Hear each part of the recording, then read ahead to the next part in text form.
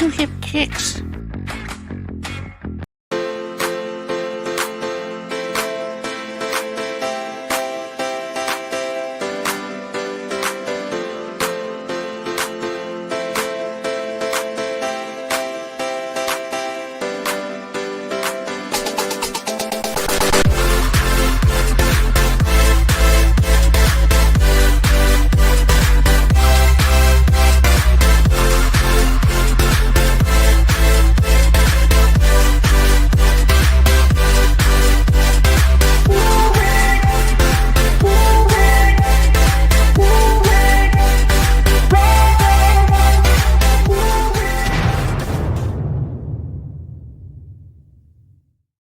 Boom. Hi. Welcome, everybody, to Finding Your Music Mojo with TC and Dawn. That is not Dawn, obviously. Nope. Dawn is taking the week off because she had a stressful estate sale this last weekend. She will be back on our next show.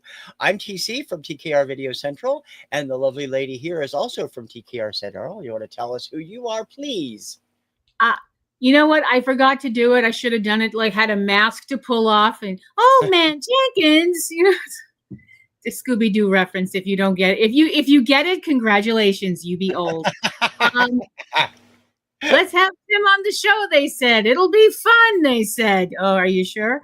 Hi, crickets. I am Kim. I am the host of Kim Takes On, along with my co-host, co-conspirator, and co-everything else, Terrence the Wonder Duck. And Terrence says hello and wishes everybody a happy Monday. Quack. Yep. Terrence pretty much usually just says quack because he's a duck, you know. Yeah. He's trying to learn chicken, but it's a long and upward struggle, you know. Well, hopefully he will pick up some more language like you've been doing with your Spanish and stuff. Yes, hopefully, because I'd hate to see him. Do they have a Duolingo for duck? Well, since the mascot for Duolingo is an owl, I don't want to see what would happen with an owl running into a duck, because owls can be pretty scary and kick a lot of things' butts. And I think a duck would that would be a very short, very painful meeting for Terrence here. But he's learning, like I said, he's trying to learn chicken, and I don't want him to get too upset because he might quack up. Puns. The pun queen is here. Puns, I got him. So, since TC was Kim, nice you want to tell us what we are doing tonight. This topic was your idea.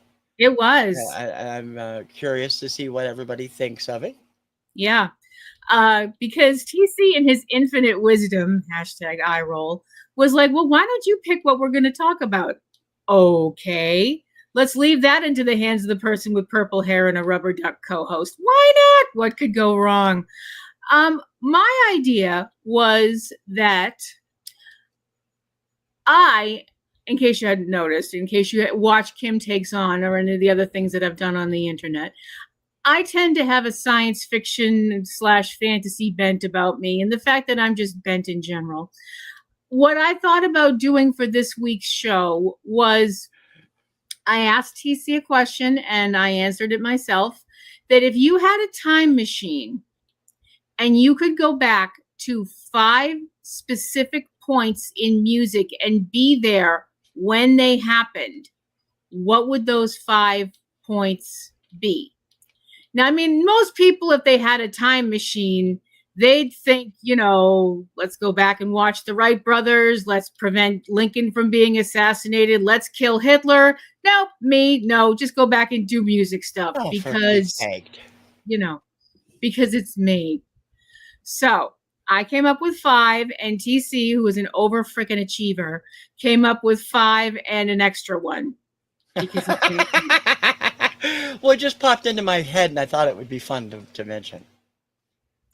There's a bunch of jokes that I could make there, but I won't, because I have to live with him. So I'm not going to do that. I do have the control, remember? I remember that. I can wink you out whenever I want to. Oh, don't wish me into the cornfield pudding, please. Yes, I know you have the horizontal, the vertical, the blah, blah, whatever, creepy voice. Seriously, I thought this was a great topic. It's something that we Oh, thank hadn't done you. before, and it's something that I had to do some thinking here. Um, and Mhm. I came up with the five. We'll leave the sixth one, then we get to the Oh, fourth. no. You have an Well, honorable mention. You should I'm do gonna it. leave it for the end. I'll leave it for the Oh, end, okay. All right. That's fine. but I'll get into the serious ones first, and we'll just Okay. do them back and forth one at a time. And since you're Yeah. the guest, you get to start with your very first one. I have a feeling we might actually match on a couple of these, but I don't know. It wouldn't surprise me simply because that's just us. Yeah, It's just an and we're us doing thing. these in chronological order, each of us. Yes. So my list is in chronological, hers is in chronological. We don't know whether the two will mesh chronologically. And I can't spell chronological, but it's okay. So my first thing that I would like to go back in a Wayback Machine or a TARDIS or whatever, and watch happen would be the invention of music.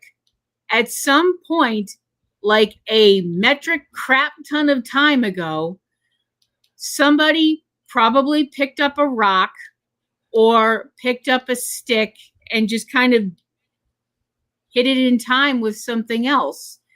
And somebody else kind of looked up and went, hey, and they started hitting a rock, and somebody else probably started hitting a tree, and somebody else probably hit their neighbor, but that's another thing entirely. And A eventually lot it of led to Bruce Springsteen on the Flintstones. hmm, um, or the Rolling Stones, who actually are the no. You know what? We're not going to do age. We're not going to do age jokes because that's not nice. Considering a lot of scientists and really super smart people have speculated that music actually came along before language, which I think is really, really interesting. And they've found stuff that's been like, flutes made of bone or reed or things like that, that are like thousands and thousands of years old, hundreds of thousands of years old. And that's just wild to think that people, you know, something like music might have been a way to call people together or to let people know something dangerous is happening, or it might have just been a celebration. And I think Hmm.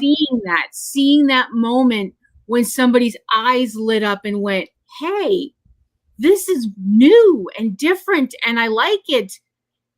And I just think that would be so amazing and so cosmic, because music is this thing that everybody everybody on this planet has music. It doesn't matter where they live, what language they speak. Music is the thing that brings us all together on a completely primal level. And I think Hmm. seeing that spark would just be super duper cool. Yeah, that would be kind of neat. I think that would be something. That goes Hmm. way back further than I thought it was. Yeah. Don, thank you for coming in. Don says he'd like to go to any of the Beatles performances. Hmm. I Yep. can't say I'm surprised about that. I go back a little further than that as far as Beatles go. Oh, Um, I'm going back to something. This was the first thing I thought of, and it's because it's ingrained in my head because of childhood and a comic strip. okay. The date, May 7th, 1824.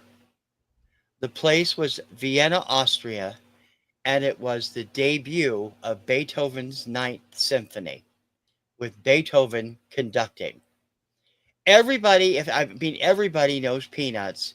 There is a whole strip in one Peanuts from, I believe it's from the late 50s, early 60s, where Schroeder is telling Charlie Brown about how a singer led Beethoven to the stage, front of the stage, so he could see the people because he'd already lost his hearing at this time, and how they were cheering.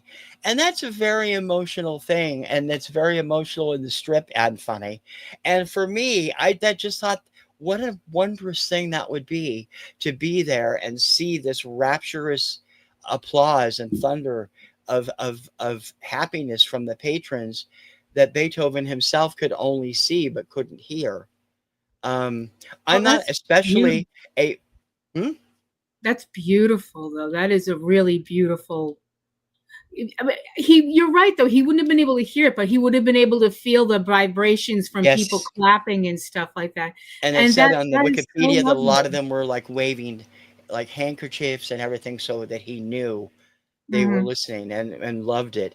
I just thought that would be something, and that's that. I don't know why, but when you brought this topic up, that was what instantly popped into my head was that strip, and I'm like, Schroeder's done it to me again because Schroeder's my favorite Peanuts character, and it's like I'm like, okay, there you go. Beethoven's Ninth Symphony debut on May 7th, 1824, in Vienna, Austria. I would love to be there in the audience. That would, oh, that is so beautiful, Puddin'. That's really, really something special. I like the thing about the handkerchiefs because they hadn't invented this yet. You No. know, And of course, there were no lighters, and nobody they was didn't bringing invent "Yo the lighters Beethoven" yet. signs. No, they hadn't invented lighters yet. Otherwise, they all probably would have been holding them. They could have had people hold candles, but that could have ended very bad. That could have Not ended to very, mention, very badly. Yes. and nobody would have been like holding up rollover Beethoven signs because he was still there. No, they'd have like Ludwig 9 or something like that. Okay, Dawn, you will be very happy with the next thing I'm going to say because the next thing that I would like to take my time machine and have me and Terrence, because I'm not going. A lady doesn't go anywhere unaccompanied. So, Terrence um, is older than he looks. yes, he is. Um, he has to buy the drinks for the both of us. So, I would take my time machine and we would travel to August 18th, 1960 to the Indra Club in Hamburg, Germany to see the debut of the Beatles. I will be the first to admit, please don't stone me, I enjoy the work of the Beatles. Some of it, I'm just kind of like, it was the 60s. Wheelbarrows full of drugs. Yep. Wheelbarrows full of drugs. That's all you really need to say. And I just kind of feel like seeing them at that launch point would be so incredibly amazing. I also think it would have been exceedingly interesting to watch the reaction of the crowd around me because in 1960, I don't know how many Germans were speaking English, and I Mhm. don't think they were speaking German. I know they did a So couple songs in German when they were I there. think they did, but they didn't do all of them in No. German. So I think it would have been really interesting to watch the crowd be like, "Oh, they're trying. That's nice." But I just think that sitting back and seeing one of the most amazing bands in the world, one of the most beloved bands in the world, kick off their career in what I've seen pictures of, is a teeny tiny place. I would overcome my distaste of small, incredibly crowded rooms just to be able to say I was there. So that's my next. Would you That's my really next though? one. Would I Would what? you really though? You actually endured Great Scott. I did. Yeah, Which that's is true. tiny. Was tiny. Yeah, It's not there anymore, but yeah, I it's know. I like, mean, wow. people talk about a room being too small to swing a dead cat in. You couldn't swing a dead microbe in Great Scott. But yeah, if I knew that it was for the debut of something as magical as the Beatles, I would brave it, and then I would go outside and throw up, and Terrence would have to hold my hair. So but friends hold your hair when you throw up. It's one of those things. So that's my next choice. Don't Over to make me your regret side. having you on here. You're not regretting it already? You're not regretting it already. I got to No, try harder. Terrence, no. we got to try harder. My number two will make you happy, Oh, and it will make a couple of other people happy. okay. I know in the vinyl community and the reseller Mm-hmm. community. Number two, June 1968. I couldn't find the exact date. The place, NBC Studios in Burbank, California. the taping of Elvis's 1968 comeback special. That's next on your list, isn't it? Yeah, I had a feeling. I'm gonna say, This see this smile? You know special, what this smile is? this special was TV at its most magic. Mm-hmm. And Elvis had been on a slide over the last few years because he was doing substandard material that Colonel Tom was giving him, and he was, trying to do all these silly movies. This special turned everything around for him Mm-hmm. and brought him back to the top spot on the chart with Suspicious Minds a year later.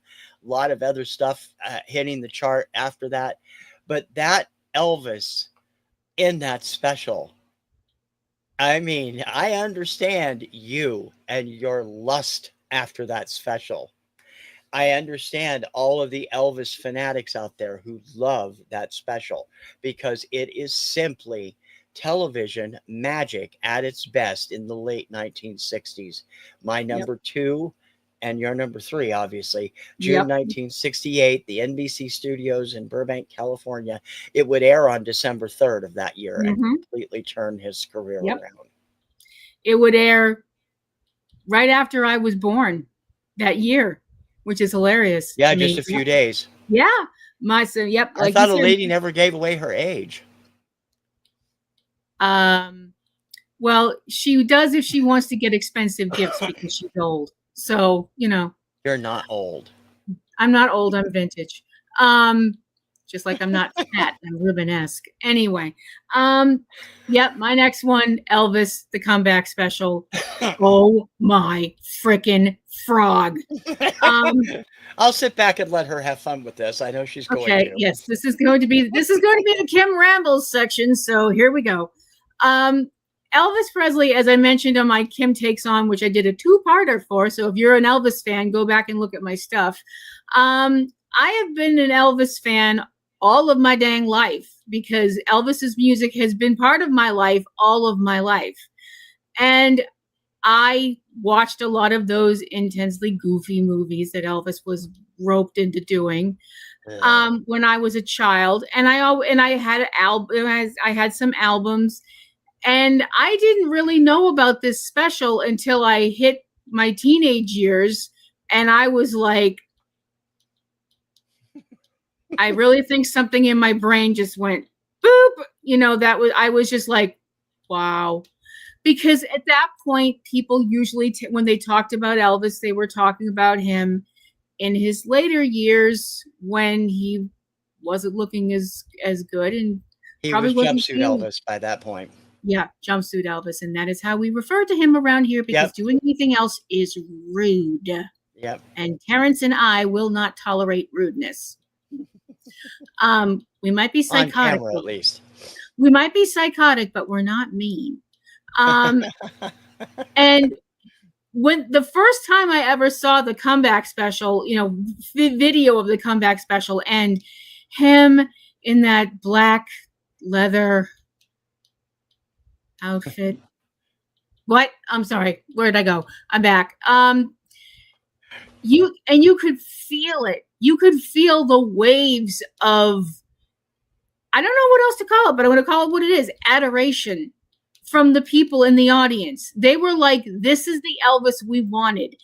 We didn't want Elvis singing in Blue Hawaii. We didn't want Elvis doing this, these silly, fluffy movies where he was singing in the middle of like racing cars and crap like that. This is the Elvis we want. And that Elvis was sex on a stick. And can you tell that sometimes that my mouth gets a little bit ahead of my brain and just says whatever it wants? Like I mentioned last week on my own show when I talked about my Mount Rushmore of rock and roll, if I was given the amount of money to make a Mount Rushmore, I would include Elvis Presley, and I would include the Elvis Presley from the comeback special with the collar and the hair and the smirk and the everything. You're doing it to yourself again, honey. I'm back. I was coming back. You didn't need to kick me, you bossy duck.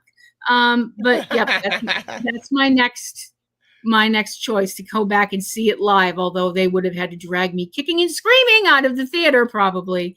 Elvis, the comeback special from Yeah. 1968. Yeah, it really is quite amazing. I saw it back in the 80s. I don't remember Mhm. what channel ran it. Somebody ran it. And my mom was a fan of Elvis also. Not huge because Right. but she of a rock star, she rather liked him because she was mostly into the crooners and stuff. But that special is just it's magic and it's electric. Everything about Elvis in that special is spot on. And The thing it was that really, before all the trouble started, thankfully, yeah, and it was really, really an the thing that makes amazing you show. really, the thing that makes you really kind of like, wow, about that special is the connection he has with the audience. And later on, that connection was still there, but it had to climb over a whole lot of medication to reach the audience. And I really think that's sad, Yeah, it you know, is. because I think that connection was one of the things that kept him going. And when Yep, it wasn't, and when it took longer to get there, I think that made it really tough. yep. So your Just turn. jump in. Patrick, welcome. Woo! Hi, hi, Patrick is Patrick. here. You gotta love a man who Hello. has Benny Hill as his icon. Oh yes, a man of taste, a man of taste and culture. I love it. All right, my number three. Not that long afterward, Mm-hmm. and we've witnessed it on TV and in the movies over and over. But to be there Mm-hmm. in that mass of people, you would be freaking out. I Is it would is have it what really, if it's what I think it is? It's outside, right? yes, it is. Yeah. So I wouldn't be. August 15th through the 18th, 1969, Bethel, New York, the Woodstock Music Festival, the Mm-hmm. original. Yeah. Um, it is everything I've ever seen about Woodstock. It makes it seem idyllic, and I know it wasn't. But it It had a was lot of more idyllic. idyllic parts about it, and it just I mean, to be there was something you will talk about or have talked about if you were there for the rest of your life. Me, What you I can was 6 years remember of old. it. I wasn't going. Um.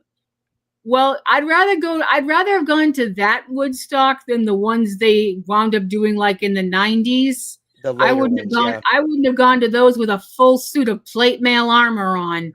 Um Well, the original Woodstock was about peace and love, man, and let's get and high and enjoy the music. And the other ones yeah, were all the new other metal, ones grunge, grunge, grunge, sex, sex, sex. Let's kill, kill, kill. You the know. the other ones by the end of them they look like something out of a Mad Max movie and not in a Mm, good way. yeah, Um but that that's first one, terrific. I Yeah. mean, Hendrix, The Who, so many other acts on there that were over. You know, I can't name them all. Joan Baez was another one that comes to mind. Um, Country Joe and just the a mix Fish. of people who were there trying to be Country Joe the Fish, just people who wanted to bring the youth together, the people who didn't believe in Vietnam, the people who wanted peace, and it was a magical experience for most of them. And when you look Mhm. at it, it's easy to see why with the music. Yeah. Number Oh, three, absolutely. Woodstock. Terrence would like to voice a complaint. Oh yes, Terrence. Terrence's complaint is why is there a band called Country Joe and the Fish and there's no band called Country Joe and the Ducks? He is upset. And don't say, well, did you tell him about Disco Duck? Because I did tell him about Disco Duck and the little bastard bit me. So there. Well, we can send him to live with the lady that runs Dunkin' Ducks. No, I don't want to taste. I don't want him to go anywhere. He's my co-producer. He has to stay here. Okay. Bit a little less, I'd be happier with it. But all right, I'm gonna be moving a little more forward. Not a lot, but my time machine is next going to January 30th, 1973, in Queens, specifically at the Popcorn Club in Queens, Okay. where where an audience of 10 people would have had one more person and a duck show up to see the debut of Kiss. I had a feeling that's where you were going with that. This was apparently there was 10 people at this club, and this was Kiss's first, from what I was able to research, this was their first outing with the makeup. It wasn't quite the makeup that we would get for years, being the iconic makeup of Star Child, Demon, Space Ace, and Catman, and the fact that I can ramble those off and not tell you who's on the Supreme Court tells you where my priorities are. But glad you like it, Patrick. Rock on, dude. I just would have loved to have seen the look on other people's faces, because I know what Kiss was eventually going to be. I have already seen Kiss twice, once without makeup and once with, and just watching other people who were probably standing there going, what in the hell am I looking at? And then get their ears blown out by all of Kiss's early stuff, which is all awesome. And yes, I will fight you on that. I just think that would have been an absolute, complete and utter trip, and would have been my start as a groupie probably, but maybe not. I am still a good Catholic girl after all. The only reason I wasn't a groupie in high school is because I was painfully shy, which absolutely nobody believes, but it's totally true. So my next time stream stop would be January 30th, 1973, to see the debut of Kiss. Patrick has a question for you. Mm-hmm. Yeah, well, we all have to take we got to take our inspirations from someplace, Patrick. And if you're going to steal from the best. Just don't let Gene see it. Okay, my fourth one is one of those kick myself in the butt moments. I could have been there. Oh. I had an invitation to go, and even though I was in my early 20s at this point, my mother was like, you are not going with your friends from work all that way for that. No, you're not doing it. And I didn't have that much money, so I couldn't afford to go. I would have been able to go with friends from work who all had a blast. Mm-hmm. The date, July 13th, 1985, and co-happening in Philadelphia, Pennsylvania, and London, England, Live Aid, in person. Wow. I could have been in Philadelphia. I have never forgiven myself for not going to Philadelphia. I could have been somebody. I could have been a contender. Yeah, it would have been the something to remember the rest of my life. And we were getting freebies too. We were working for a record store, and they were offering us freebies. So that's why they all went. I mean, they had nosebleed seats, but that wouldn't have mattered. Who cares? In that environment. You're at Live Aid. Yeah. And awesome. It was just really, I wish I'd gone. It was just such an amazing show. I did watch the entire thing from beginning to end on MTV and ABC. Mm-hmm. Got to see all the incredible performances that were out there. And it was just an amazing show. And it always will be. I wish you'd been able to go. Yeah. I remember sorry. Yeah, go ahead. I remember Live Aid because I wasn't home watching it because I was in summer school. And I couldn't watch it. I was pissed off. I was like, stupid summer school. Was that from that dippy teacher that sent everybody to summer school? I will not answer that question because she might still be alive. So I'm not saying you have to say her name. I'm just saying, is that the right year? I think it was. I think it was. Actually, that was the year I had to go to summer school for English. I had to go for English, and my teacher, the teacher was like, why are you in this class? And I was like, I got this teacher, and they were like, never mind. Mm-hmm. Anyway. Yeah, so July 13th, 1985, Philadelphia and London, Live Aid. I would love to have been there. That's a great choice. I'm sorry about the on the waterfront quote thing from earlier, Terrence. Terrence dared me to do it, so yes, I just threw you under the bus. Deal. Duck à l'orange, Terrence. So my last, where would I go with a time machine for music is, this one is kind of like, oh yeah, we can totally see you at that show, Kim. Har, har, har. But a lot of people may not want to believe this, but under this sweet, delicate frame beats the heart of a well and true metalhead. And what I would have loved to have gone to was on August 16th, 1986, the Monsters of Rock tour at the Monsters of Rock Festival at Donington, England. And the reason I would have liked to have been specifically at that show was because it was celebrating a return.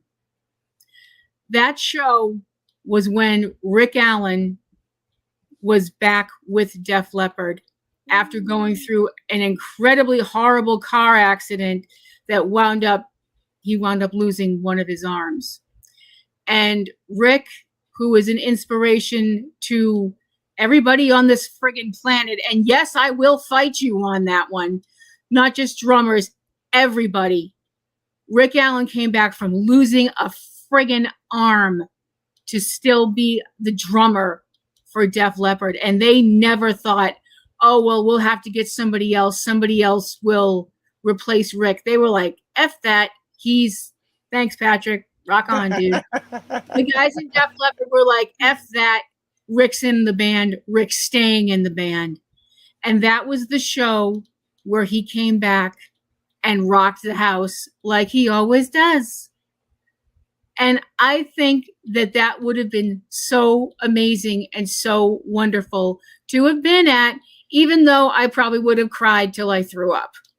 But I think most people were throwing up at that concert anyway because they were drunk, because it's England and they like to drink at rock festivals. No offense intended. We do have a British audience, hon. I know, and they know how to rock really hard. Good for them. But, I sometimes get very emotional because I am a squishy squishmallow. So that's what I would love to have seen live. My last time traveling trip, seeing Rick Allen where he belongs, behind a drum set, kicking all kinds of ass. Yeah, I would pick that of all those that you had there. I'd probably pick that to go with you too. Yeah. My last one is my last one is a bit of a cheat, but it's a cheat in a way that everybody got cheated. You guys all know, if you've watched my show, if you've watched my channel, I have this certain obsession about this contest that happens in Europe every year. Terrence and I are going to go hide. We'll be right back. And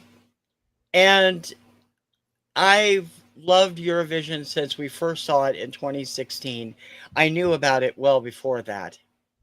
But I had really got into it once it started airing in the States, now going on 12 years ago, or 10 years ago. And one particular year, I knew in my gut who was going to win, and I would have loved to have been there to see that win happen. The dates, May 12th, May 14th, and May 16th. The place, Rotterdam, the Netherlands. The year, 2020. It never happened. Yeah. The 2020 Eurovision contest, where Daddy Freyr was the favorite to walk off with the win for his hilarious and beautiful little song to his little baby daughter, Think About Things, which went viral all over the world. They canceled the contest due to the COVID outbreak on March 21st, I think. And they never made it up. Some of the people Daddy did represent again for Iceland in 2021 came in fourth. But I really do think he was going to win that year. It was almost a guarantee. His biggest competitors were the Roop from Lithuania with a song called "On Fire." Uno from Little Big from Russia, and the first song, I can't remember the name of it, I'm sorry, Jean's Tears from Switzerland. Those four were the favorites, and any one of them could have won, but I think Dottie would have pushed forward. And he did win 7 of the 10 polls that were put out by various groups around the time it was coming through. Mm-hmm. It is my life goal, one of my bucket list goals, to make it to Eurovision live one year.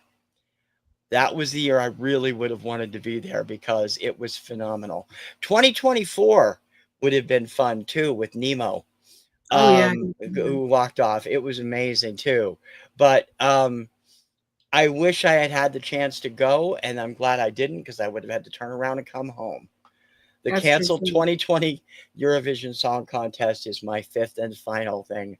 And I would go back in time and wipe COVID out, and then we could have the contest, and Dottie could have his win, and he'd be a superstar right now.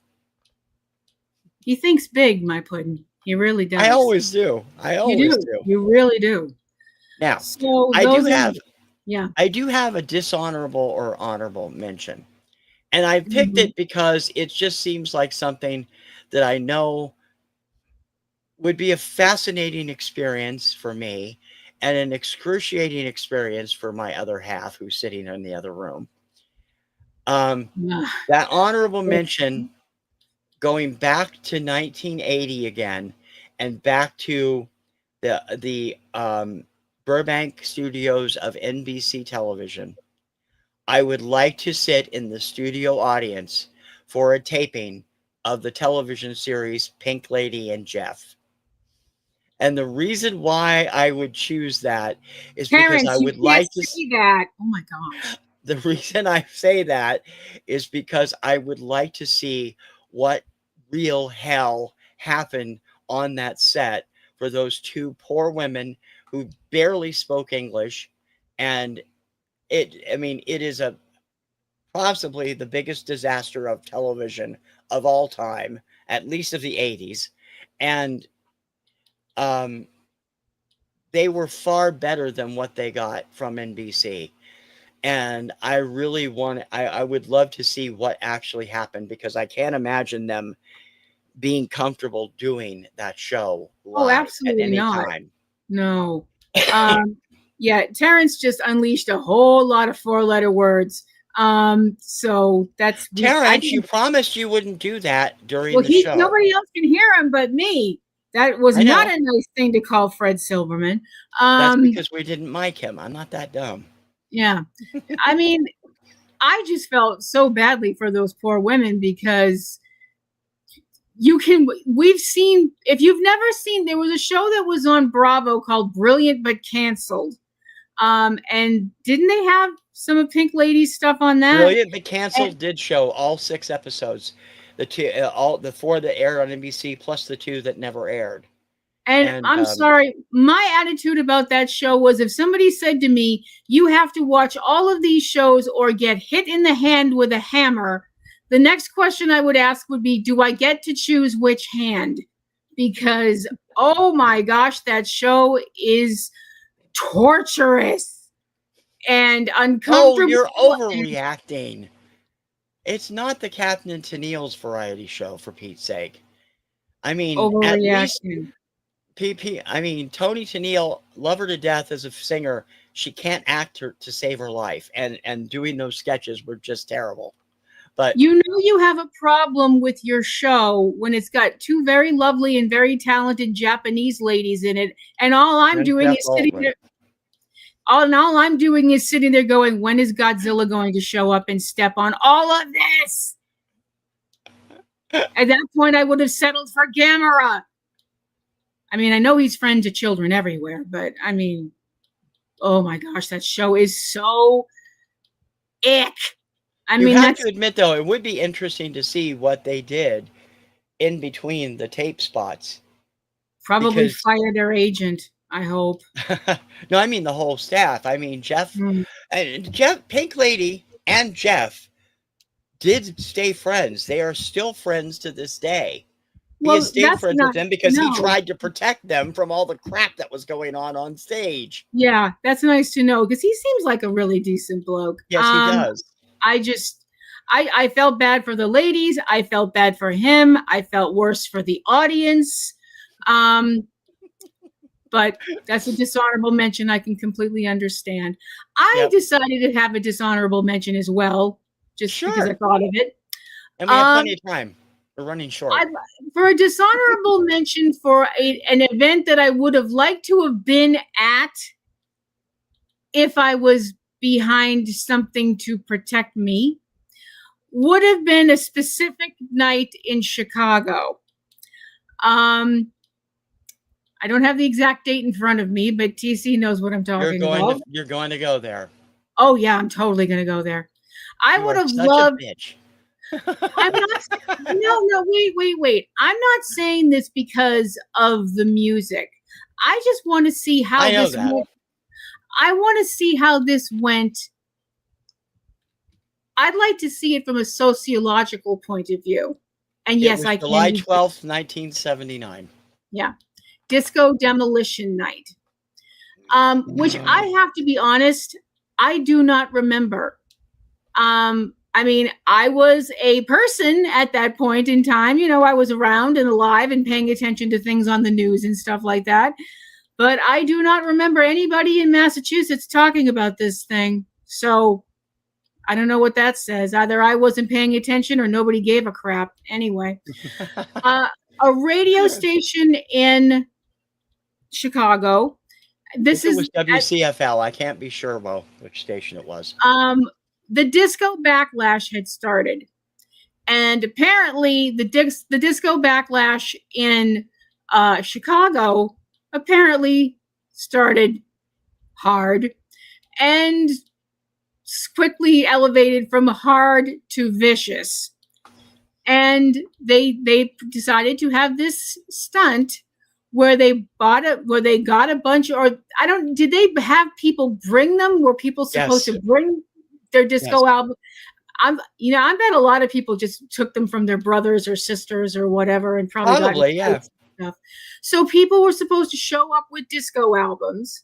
They would take the disco albums and they went out onto the field with some explosives. I don't know what kind. But as Jamie Heineman from Mythbusters used to say, when in doubt, C4. Hopefully they didn't use C4. C4 seemed a little bit excessive. But C4 would have brought down Kaminsky Park, which is where it was happening. Yeah. Well, then at least the Cubs wouldn't be able to not win the pennant.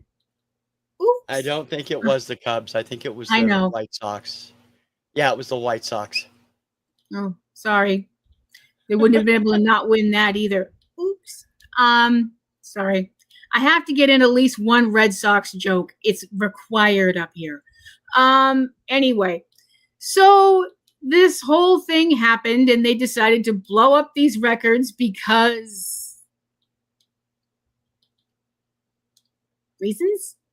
I think they did do that on their Patrick. That show was set in Wisconsin, so I don't really know if driving to Chicago from Wisconsin. Milwaukee to Chicago was a 2-hour drive. Oh, really? I understand. Okay. Don, you're from Chicago. You could tell us actually how far the distance is. I know you can get there in an hour and a half on the train. So this happened, and everything went kablooey. Because we're very scientific on this show. Feathers everywhere. Terrence also added that everything went kablam. So it went kablooey and kablam. So that tells you. And you would think that would have just been the end of it and everybody would have gone home. You'd think that. You'd be wrong. They wound up with people people in the stands starting problems. They wound up with people on the field. There were fires. There were fights. There was a lot of damage done. It was a riot. There was a riot. Not to mention, not for nothing, and I realize that this is going to be one of these, oh my gosh, she's such a tree-hugging hippie moment. But because I've seen footage of this, and I've always been like, Um, that's a whole bunch of vinyl going up in flames, and that seems bad. That seems bad to the environment and the grass and people's lungs and fire, which doesn't really do anything but what fire wants to do because it's fire, and things like that. And it's just, I'm like, this was the stupidest thing I've ever seen in my life. It just made Chicago look bad. It made the people that were there look like a bunch of savages. It was just an awful experience, and it was really And kind this is of coming from somebody who's not particularly a disco fan. no, You. I'm not. But I'm looking at this and I'm going, how is this any different from what they did in other places in Europe where a bunch of people burned books and stuff? How is this Ooh, any don't get different? her started on that. How is that any different from this? But then you get people that want to yell at you and all that stuff like that. And I'm far too cute to be yelled at. So I would like to have been there just to see the absolute carnage and laugh at it. Probably sounding like the Joker, and I probably would have gone in the ladies' room to keep myself from getting my head kicked in. But I just think that would have been a really interesting sociological experience, because music is supposed to be humanity at its best, and this was humanity at its absolute freaking worst. So that's Yep. my dishonorable off to the side thing. Disco demolition night in Chicago. It's simply because we have the time. I'll throw this in too, because I think this is something we both would have liked to have been at. Mm-hmm. And it was happened in 91, 92. I don't remember what year that he passed away. The Freddie Mercury concert, tribute concert. Oh, yeah, I We know. both would have loved to have been there. That was an amazing show also, which we got to watch on TV. So it was something, but wasn't the same as being there live at Wembley or wherever it was held.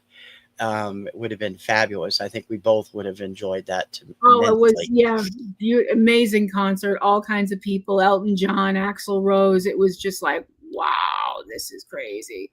And it was a fitting tribute to one of the most amazing singers ever, in my opinion. Freddie Mercury, somebody else that I had on my rock and roll Mount Rushmore, because he was awesome. I will fight you on that, and I will win. And she has. I have Terrence as my tag team partner. We're unstoppable. If there's anybody out there watching this now or on the replay, we'd love to hear what your events would be. So leave them in the comments. There's a lot of stuff that I'm sure we missed. And I missed quite a few. And I know you missed quite a few. And we all have different opinions. I'd love to know what everybody would think. You could go back in time and date Al Gore so he wouldn't have married what's-her-name and all that stuff that I'm not going to say. You don't want to see that. We don't need this to become a diatribe on the Parents Music Resource Center, okay? Sure, buddy, whatever you say. In any case, we hope you've enjoyed this discussion. And I want to thank Kim for coming in and being with us this week. Kim will be with us every now and then when Dawn is taking time off as they get ready. Dawn and Mary are prepping for a move to Costa Rica, probably this fall. They had a massive estate sale this week, and they have another one coming up in about a month. And so when that all goes on, and then when their move happens, we'll be subbing. Kim will be subbing for Dawn when she's not available. Yep. And so I hope you will enjoy that. And as I said, we'd love to hear from you. I'd ask what we're doing, but this week we're both taking the week off. Yes, we are. You were going to come back to the weekly schedule again with Kim Takes On. But we're going to skip tomorrow since I'm taking the entire week off, except for the specials I'm doing and this show. So you'll be back next Wednesday or next Tuesday with a new show. And I'll be back to normal on Saturday at 4 with the Kirkham Report. But this week, I'm running a 5-part series on this massive haul of 45s that Dawn and Mary have been sending me with VCLT. I got one night down. I got 4 nights to go, close to 245s to show off. It's just crazy, and I hope you'll check that out every day at 4 this week. I would like to bring up that you saying you were doing anything normal and Terrence has been just rolling around laughing his head off. That's not nice. I'm sorry? What's Terrence laughing his head off about? You saying anything to do with normal. Oh, well. Normal schedule, Patrick, Terrence, not normal person, normal schedule. Well, Patrick, the thing is nowadays concerts are so expensive. You basically have to, sell a kidney or, donate bone marrow or something like that. It's bananas. We hadn't been to a concert in quite a while. Well, no, we did see Hanson in 2018 at String Theory, but we hadn't been to anything else for several years since the Swell season and the Adam Lambert and Queen show. We haven't been since the pandemic. I've missed Daddy twice. Yeah, here. That was my choice. But we do have tickets to see a brilliant guitarist named Marcin in September that we decided we're definitely going to brave because his music is just so freaking amazing. And then we'll see if we can venture out because we do have smaller clubs that cater to older folks like us, like City Winery. I'd love to see Sawyer Frederick sometime, and he shows up there every now and then. But we were not going to be going to see Andrew WK anytime soon. No. Because we don't. I mean, as much as I'd love to see Andrew WK live or bands like that, we don't want to be that couple. That couple where everybody's like, "Ew, who brought their mom and dad?" That I would like to see. I would like to see Def Leppard again one more time. We've never seen them together. No, that's true. With other people, but we've never seen them together. And I'd very much like to see Nelson again when Matthew and Gunnar come around to one of their shows. They're terrific. But I don't think we're not going to be going out doing any headbanging at clubs or anything, Patrick. So, and I'm way older than you. My last show was the first leg of Crew Farewell Tour. I decided then I was done. Yeah, I don't blame you. Yeah, considering what I heard about that tour, I get it. We all get older, I guess. It beats the alternative, right? Yep. Honey, thank you for filling in for Dawn. Oh, Terrence, thank you for keeping her under control, sort of. He does his best. He tries. Bless his heart. We will be back in 2 weeks. Dawn will be back. We think we have a special guest coming on. We're not sure yet. Dawn's trying to arrange it. And until then, I'm TC. That is Kim. And we will see you all over the interwebs and on the next episode of Finding Your Music Mojo. Thank you, everybody, for tuning in. We will see you soon. Bye.